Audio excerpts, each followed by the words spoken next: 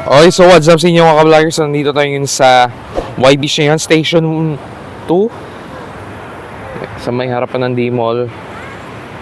And daily updates lang muna tayo. Mamaya, check natin itong mga afternoon. Time check 1:15 in the afternoon. Red Whale Yachts. Ayan.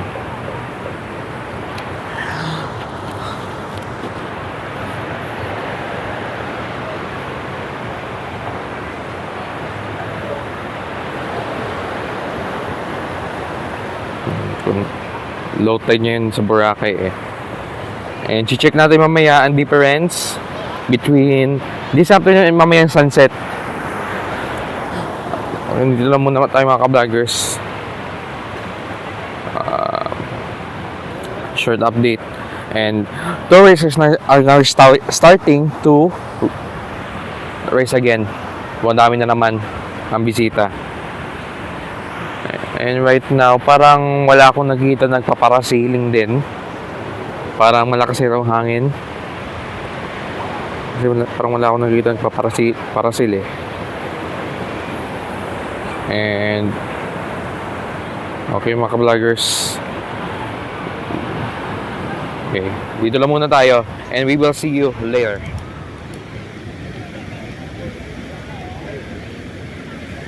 Okay mga ka-vloggers, nandito tayo ngayon sa Station 1. Kanina nandito tayo doon sa may bandang D-Mall, mga 1:15 kanina. Time check 5:30 in the afternoon.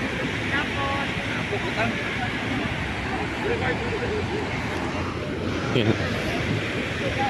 Current situation yung dito sa Boracay. Most na yung mga water activities, lahat. Kanina wala akong nakita nagpalipad ng parasailing. Okay. Ganyan yung update dito. At saka wala na-strip na yun ng paraw yan. Nalagpapanan. Lakas na yung hangin eh. At saka yun, tamang tama, Red Whale na naman.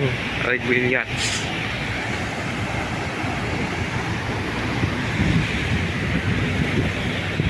Okay.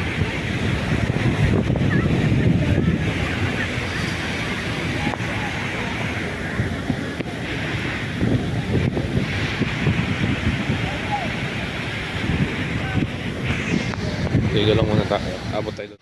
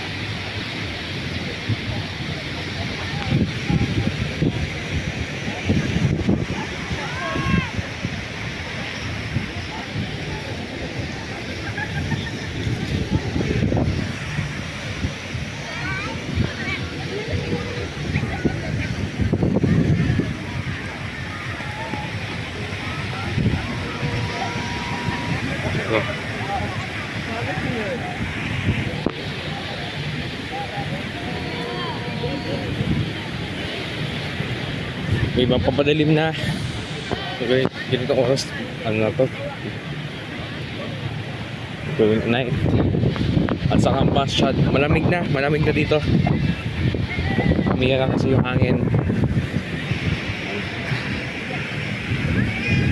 So, akala nyo yung habagat. Pero ito yung tinatawag ng bayawas. Tinatawag.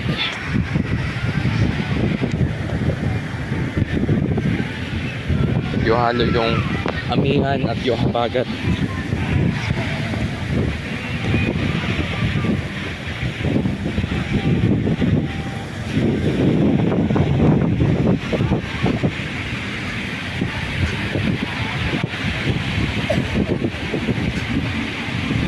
lang muna mga vloggers. And just short update lang dito sa Boracay. And we will see you in the next video. So thank you for watching. See you next vlog mga ka-beautiful Boracay. And sa mga gusto mag-water activities, magpabook ng airport transfers, message lang po kayo sa ating Facebook page. So contact nyo lang ang number nasa description. Dito lang muna and see you in the next vlog mga ka-beautiful Boracay, mga ka-vloggers.